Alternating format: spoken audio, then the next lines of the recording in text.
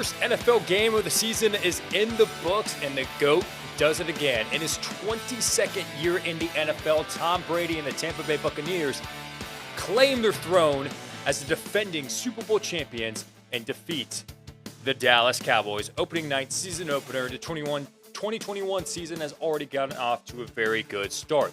We welcome you guys into another live edition of Time2Football. My name is Hassan Khan, the host of this podcast that we like to call, you guessed it, Time2Football. Leave your thoughts and your comments down below with all the Thursday night drama that was happening. I mean, all the stars showed up and shined out. I mean, with the exception of maybe some defensive players. But even the Dallas Cowboys defense at times, I felt like looked pretty good. Micah Parsons, I mean, the stats may not show it, but he was actually very effective in that game for the Dallas Cowboys. For the Buccaneers as well, hey, stopping Ezekiel Elliott, that run game is still one of the best run defenses in the NFL for the Tampa Bay Buccaneers. So, stout defense, great offense.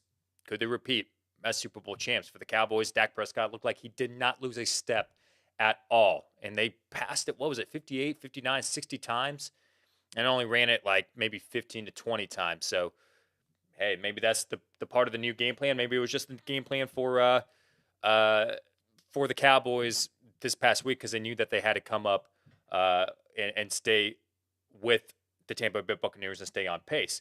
But on this edition of Time2Football, we're going to be talking about pretty much fantasy football because we like to label this as Fantasy Friday here on Time2Football. So I'm going to introduce you guys to two cool things that I picked up on, that I researched, and I was like, you know what? I want to work with you guys. How can we promote this on Time2Football?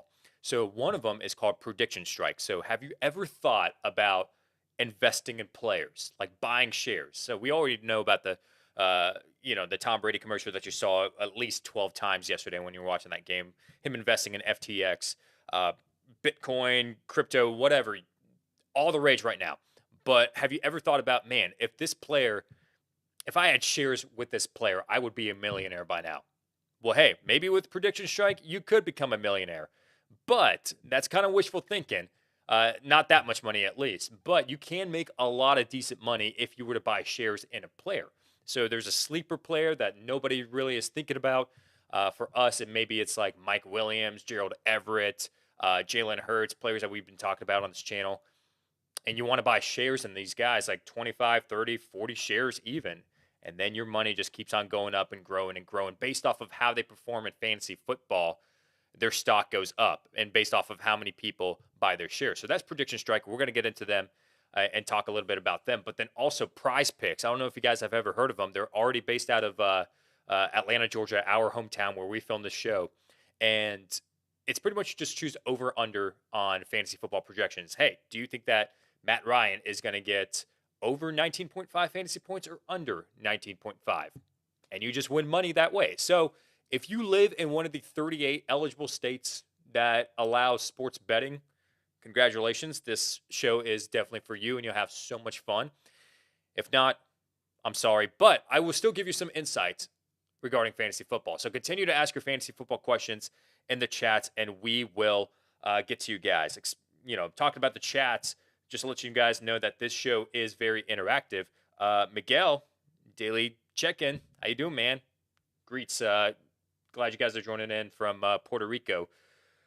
And now we've got a lot of other people asking their fantasy football questions, and a lot of people helping each other out and answering those questions as well. So that's another thing. Help each other out in the chats on top of that as well.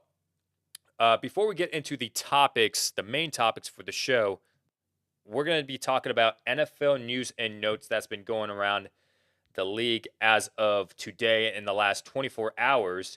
And I think the biggest news that comes, it's actually a very, very sad day, and I'm going to explain why, because I had Gus Edwards in 2 leagues. I only play in 2 leagues. It's a main league that I do with all my friends that we've been doing for 9 years. And then I started a Time2Football Fantasy League this year. And one of them, I drafted Gus Edwards in the 5th round. I was like, man, I wanted TJ Hawkinson. Some other guy drafted TJ Hawkinson. So I was like, all right, well, Gus Edwards is falling on the draft board. Let me just grab him. And I really wish I had TJ Hawkinson. And then in my other draft, I I actually did not have Gus Edwards. Someone else offered that trade a few hours before Gus Edwards got hurt for Allen Robinson. I was like, okay, I'll give you Allen Robinson for Gus Edwards. 2, 3, 4 hours later, gets hurt. So it's a bad day, man. It was a bad day for Time to Football and fantasy football.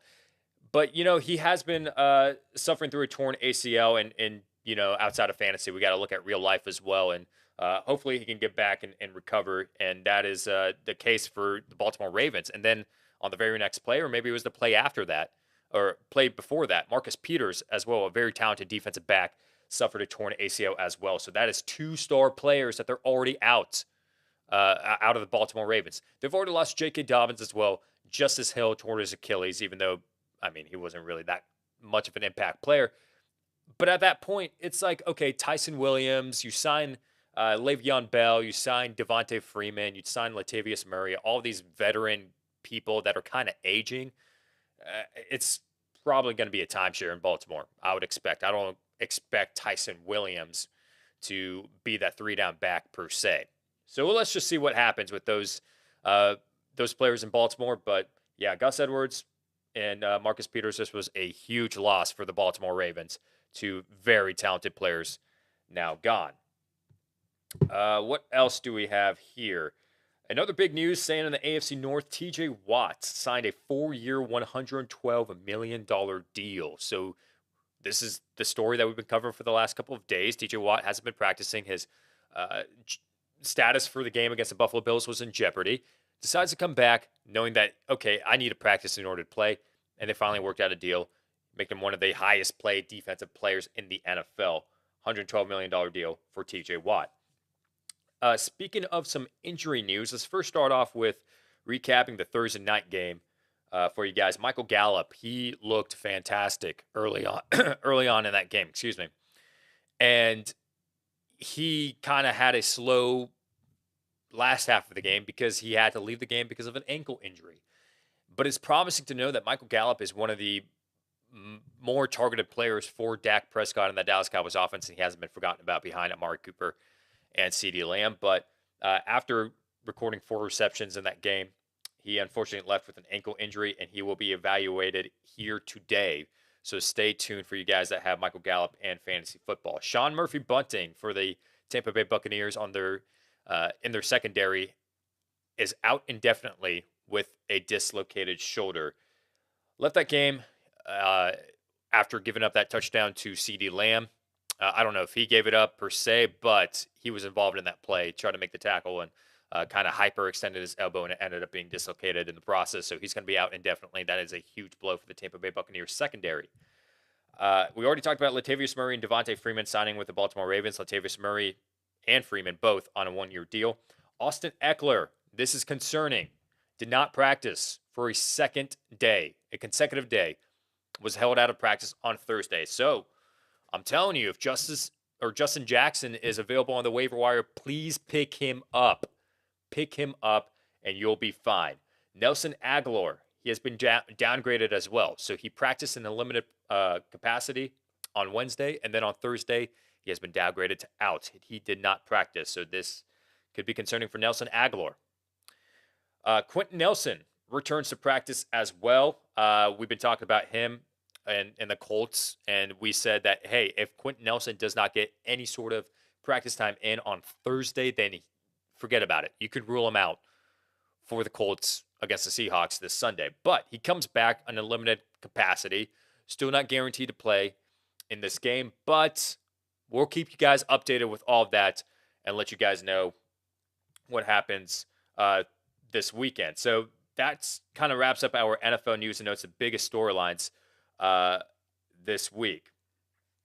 Now, what we're going to get into, like I talked about in the beginning of the show, PredictionStrike, the stock market of the NFL. They have basketball and NBA as well if you guys are into that. So any players you want to invest in, go ahead and do it. What we're going to do is we're going to go ahead and tell you guys about PredictionStrike and show you guys some players that you need to invest in the stock market for fantasy football. And then you can make some real, actual, legitimate money from this. So what I'm going to do is I'm going to tell you 3 players that you need to buy, 3 players that you need to sell, and then one player that you're kind of on the cuff of, maybe I should sell this guy, but I'm just going to go ahead and hold him. I'm going to give you one player for that. So we're going to talk about 7 players total. Okay. So with that said, let's first start off with the players that you guys need to buy. We've been big on this guy for very, very long on this show. It's TJ Hawkinson. Hawkinson is a guy that you need to buy shares in. I'm telling you, his stock is going up. As a matter of fact, let me go ahead and show you this. So Hawkinson is a player to buy. His price right now is 78 cents a share. Okay, that's very cheap. You need to invest in this. The recent change and the trends right now is that he's going up 14% recently. So people are picking up that TJ Hawkinson could be a legitimate threat this season in fantasy football. Now, the analysis on Hawkinson, as you can see, he is the main receiving target for Jared Goff. He has a great chance of finishing top 5 at the tight end position this season. If that stock price goes from 78 cents to maybe like $1, $1.50, $2, $5 even, it's time to invest in TJ Hawkinson. As a matter of fact, I can go ahead and tell you from my personal portfolio for TJ Hawkinson, I bought about 25 shares of Hawkinson, and it did not cost me that much at all. So given that if Hawkinson were to take off and this were to actually be a good buy, Hawkinson, I would make a lot of money from the stock of TJ Hawkinson. So I would say that's a player that you guys need to invest in and buy. By the way, you can, as you can see on the bottom of the screen, download the app PredictionStrike, search it on the App Store or Google Play, or go to www.predictionstrike.com, sign up using the promo code T2F, and you get a pretty nice deal on that as well. We also have the link to that in the description as well. Okay, so player to buy number 2 on PredictionStrike. If I had to buy shares of a player, knowing that they're going to do well later on in the future, I've talked about him all this week, it's Jakobi Meyers. Meyers, his price is so low. So this is what I'm doing. With the players that you need to buy, these are players that are going at a very, very low price, 68 cents a share. And recent change, it's 0%. So he hasn't gone up in price. So now is the time to buy. He hasn't been going up. You can go ahead and buy him and have full confidence that he's going to be the number 1 target for Mac Jones. The analysis, as you can read right here, Mac Jones will help his value much better than Cam Newton. He's touted as the most consistent wide receiver in training camp. He's going to be arguably, without a doubt, consensus number 1 receiver for the New England Patriots. He's targeted often in preseason. So for 68 cents a share, man, why not buy like 10 shares of him and you get a pretty good deal in Jakobi Meyers. And if his stock price were to go up and he outplays his fantasy football projection, then the stock price goes up. So Jakobi Meyers is our player to buy, number 2. Now number 3, our last player to buy and invest in, another sleeper that we've got, Gerald Everett. This is what PredictionStrike is all about. It's about buying those players that you know are sleepers. Okay, because you can't invest in those big-time players because their price isn't going to change that much. But for Gerald Everett, his price is so low. Buy the dip right now, 51 cents a share. That's its recent change of negative 33%. So he went down 16 cents in his share. You got to buy the dip. Gerald Everett is going to be the number 1 target at the tight end position for Russell Wilson. 77 targets are left behind from departed Seattle tight ends and Greg Olsen and Jacob Hollister. 28% of Russell Wilson's targets in his career went to tight ends in the red zone. I think 28% last year, 25% in his career. So Russell Wilson likes a big athletic tight end, and Gerald Everett is that guy that should be on your list if you want to buy some stocks and some shares in them. Now, we talked about 3 players that you need to buy, but here are some players that you need to sell. I'm not big on him, and I think the fantasy football community as well expects a little bit of a regression in this guy. So it's Adam Thielen.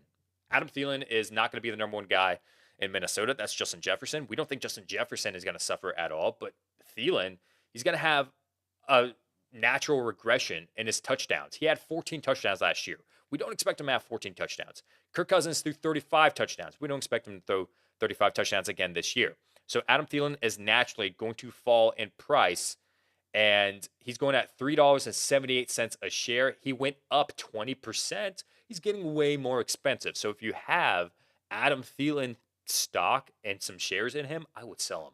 I would get rid of that as quickly as possible, because how Prediction Strike works is the price goes up in share based off their fantasy football projection. So if they outscore their projection, then the price is going to go up. It's going to go up. But if they don't meet their projection, it's going to go down. And we expect this price to continue to go down. So you don't want to lose money on this. Adam Thielen is sell number one for us on Prediction Strike. Now, sell number two, I mean, we just talked about him. It's pretty obvious at this point. It's Gus Edwards. Gus Edwards, there's no need to really hold on to him at this point. If you bought stock in him and shares in him, I apologize if that were the case. He was on my watch list. On Prediction Strike, you can create watch lists. And he was on my list. I was thinking, man, everybody's buying in on J.K. Dobbins, but everybody's forgetting about Gus Edwards. I'm going to at least watch his stock share. So it went from like $1.07 up to like $1.75 when J.K. Dobbins got hurt. And then when Gus Edwards got hurt as well, you got to change. You got to get rid of him. The change is negative 15%. That's down 25% on his stock share price. The analysis, he suffered a season-ending injury, as we know, not worth holding on to with Dobbins returning next season. Dobbins is going to be that running back one again. Gus Edwards, there's no need. He's not going to be the RB1 in Baltimore moving forward. This was a year for Gus Edwards to perform if he was going to do well. And now, I mean, I would sell my shares in Gus Edwards. So that is sell number two for you guys. We've got one more sell, and then we've got a player that you guys need to hold. And the sell number three, I mean, I'm personally, coming from a Falcons fan, I'm not too big on him this year per se, but it's Julio Jones for me. Julio is not expected to have an every down role in Tennessee. Now, he could be playing 60, 70, 80% of snaps even, but with a run-first team, we expect a lot of maybe just one wide receiver sets. You have a lot of jumbo packages with a lot of tight ends, but that one wide receiver, most of the time, it's going to be A.J. Brown that's going to be lined up out wide. Julio Jones is going to miss out on some playing time with the Tennessee Titans. Now, he's going to make an impact, still a very good player, but I'm just concerned about the amount of time that he's going to have and the amount of shares or amount of snap counts he's going to have and the amount of targets he's going to have to share with A.J. Brown, but also snaps with Derrick Henry as well. He's overpriced, $7.84 a share, and he's gone up 8%. That's not worth it at all in my eyes. So Julio Jones is a player that you absolutely need to sell. Way too overpriced, not worth it at all. Now we've got one more player to talk about, and this is a player that you need to hold for fantasy football and for Prediction Strike. If you already have stock in him, good. If you don't have stock in him, yeah, you can buy him, but let's talk about him real quick. Darrell Henderson, the running back for the LA Rams. I think his price is $1.68, which is not that bad. It's very reasonable.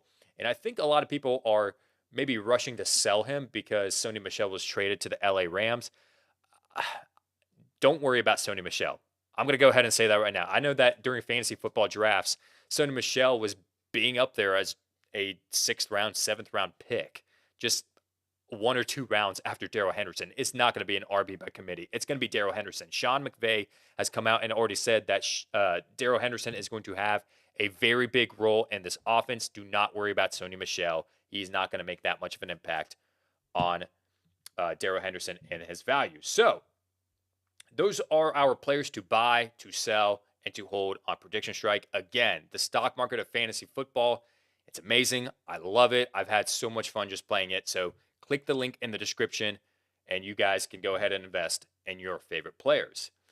Another outlet that I wanted to talk to you guys about, as you guys are continuing to leave your fantasy football questions, we appreciate that, is PrizePicks. I know this is a little bit more well-known amongst the fantasy football community, but pretty much it's simple, okay? It's just you pick the overs and unders on fantasy football projections. That's it. Do you think that, I don't know if this is one on there, but do you think that Noah Fant is going to get over 10 fantasy points or under 10 fantasy points? And if you're correct, you win some money.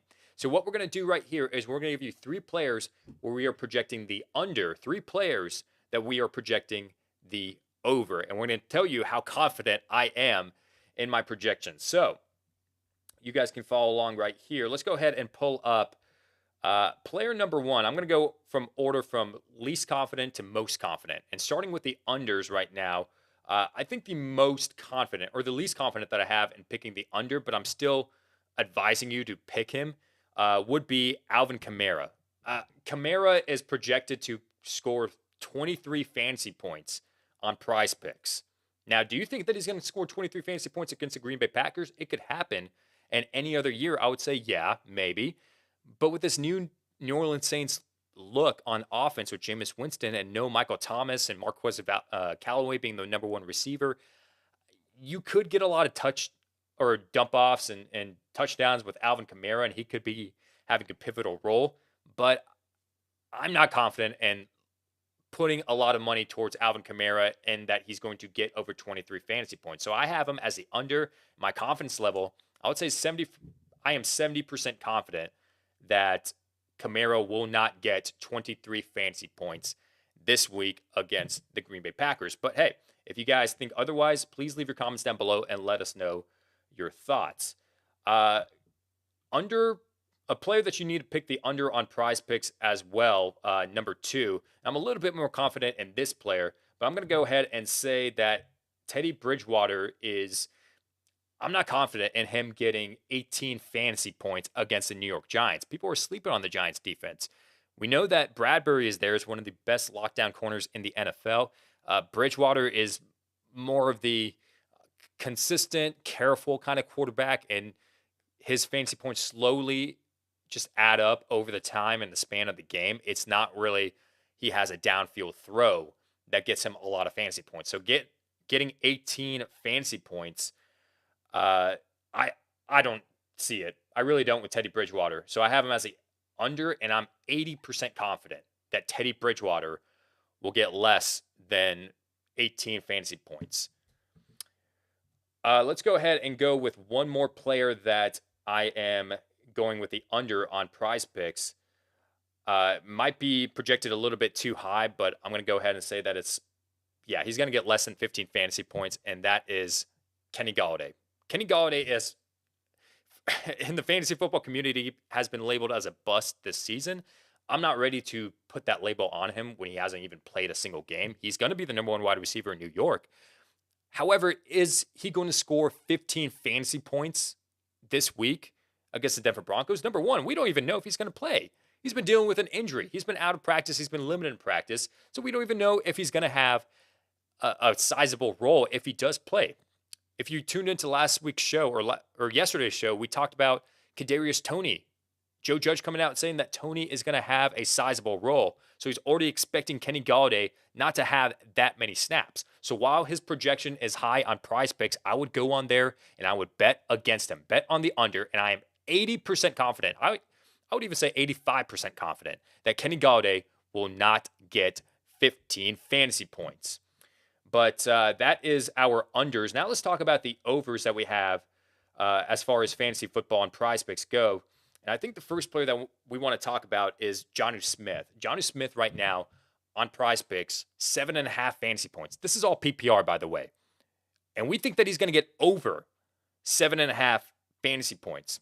And if not, I mean, hey, I don't expect it to happen that he gets under that much, but he's going to be splitting time with Hunter Henry and Jacoby Myers and all of them. But I mean, 7.5 fantasy points is really low. That is already, in that aspect, that's 3 receptions for 40 yards, 45 yards. If he gets that, he meets that 7.5 fantasy point metric. So I'm going to take the over on him. I am 65% confident of that happening. So I'm a little bit lower on him just because I don't expect, I don't know how this Patriots offense is going to operate with a lot of weapons, but I'm going to go ahead and say that Jonnu Smith, 7.5 fantasy points, I could see it happening. He can go over that as well. And the last player, or the second to last player that we have to talk about, is the next over, and that is Philip Lindsay of the Houston Texans. David Johnson has already stated and has come out in press conferences and saying that he's not going to have a 3-down role. He's not. And Philip Lindsay is going to be the number one back. Now, I don't think that he's going to be a running back one in fantasy football by any means. He's more like an RB3 flex kind of play, depending on the matchup.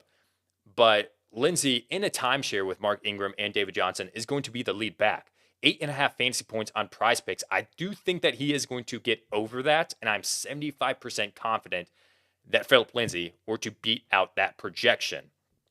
And the last player that we want to talk about is Paris Campbell of the Indianapolis Colts. So T.Y. Hilton is out. He's not going to be the number one target. Michael Pittman and Paris Campbell are going to share the number one and number two receiver role.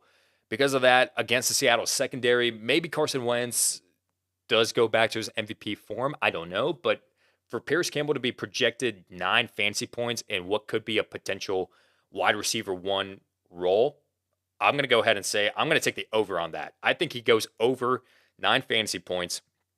And Frank Reich, if you haven't been keeping up with the offseason news, has stated that Paris Campbell is going to have a sizable role. He's going to be a difference maker in this Colts offense. So if you drafted him late in your fantasy drafts, congratulations. I think you got a nice flex player. But on PrizePicks, 9 fantasy points, I would go ahead and bet the over on that as soon as I can. But that is your overs and unders for PrizePicks. And again, download the app, click the link in the description, use the promo code T2F, and you get some money and some pretty cool perks on top of that as well if you use that promo code.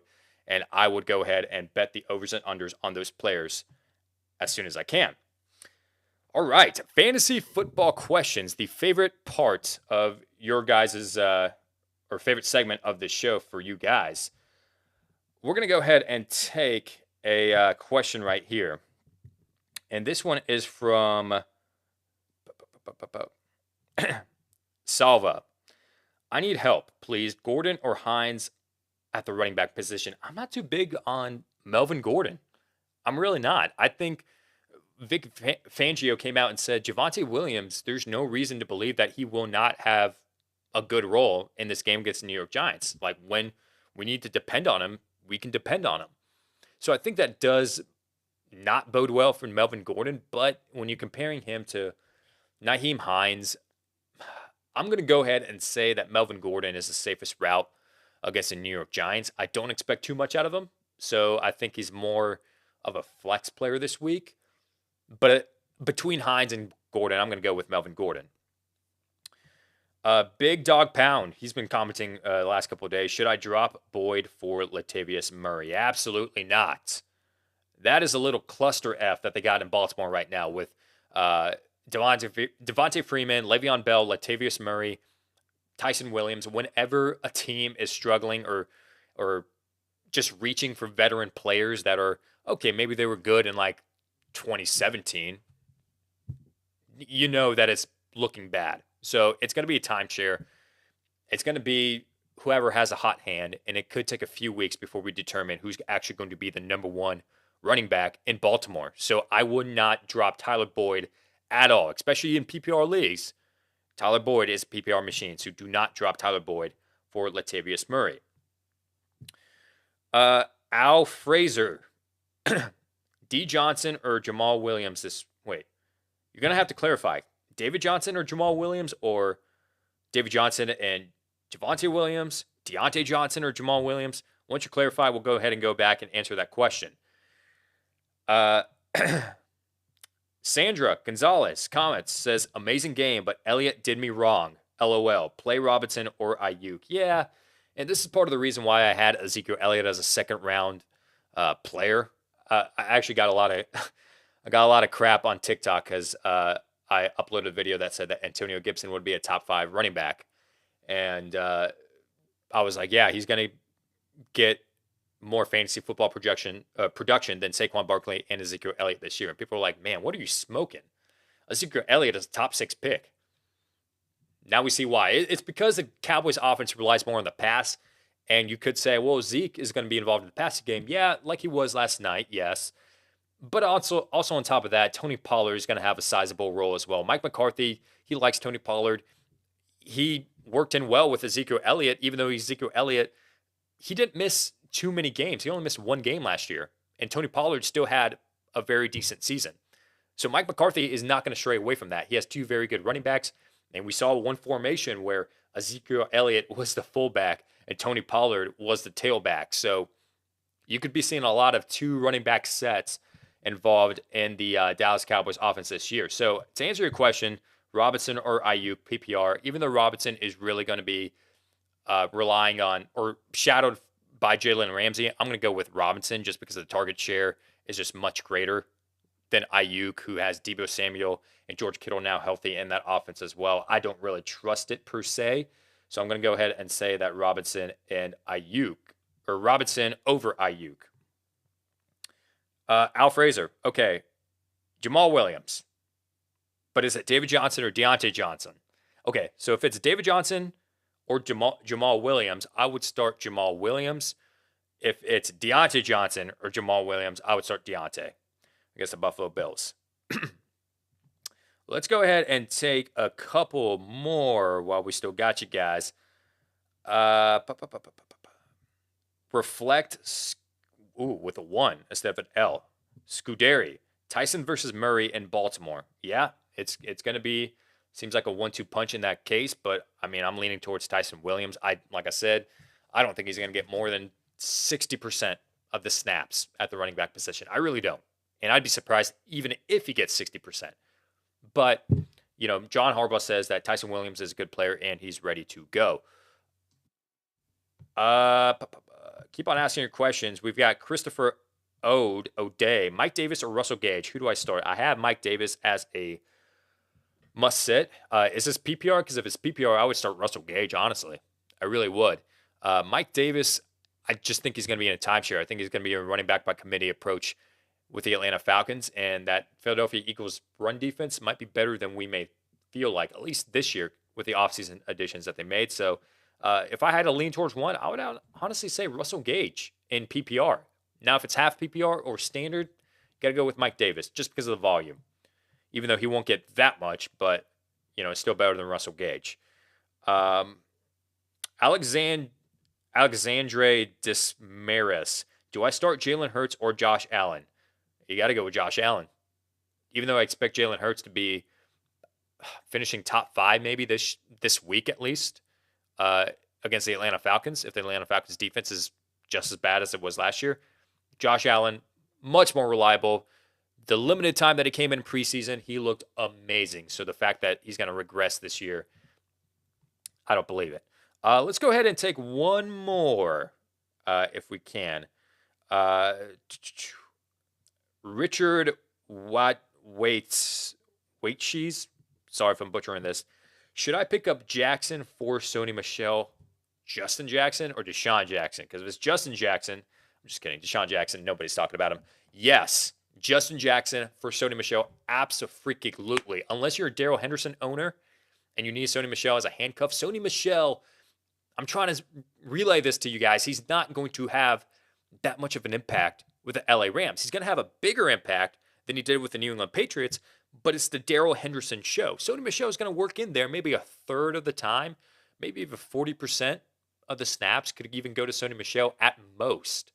But Justin Jackson being the RB1 for LA this week with Austin Eckler out, if you're in need of some running back depth, yes, you have to absolutely go with Justin Jackson. I'm going to go ahead and say that we are going to cap off this episode of Time to Football. Hey, listen, Monday through Friday, we did it. We did it the whole week. We went live Monday through Friday, 10 a.m. to 10:30 a.m. Eastern Standard Time. And if you missed out on any of the shows, you can go back and watch them. But we break this up and upload the clips later on YouTube for your viewing pleasure. Again, sign up with PredictionStrike and PrizePicks, the stock market of fantasy football, and the over-unders with PrizePicks. With all that said, thank you guys so much for watching this episode of Time to Football. See you next week.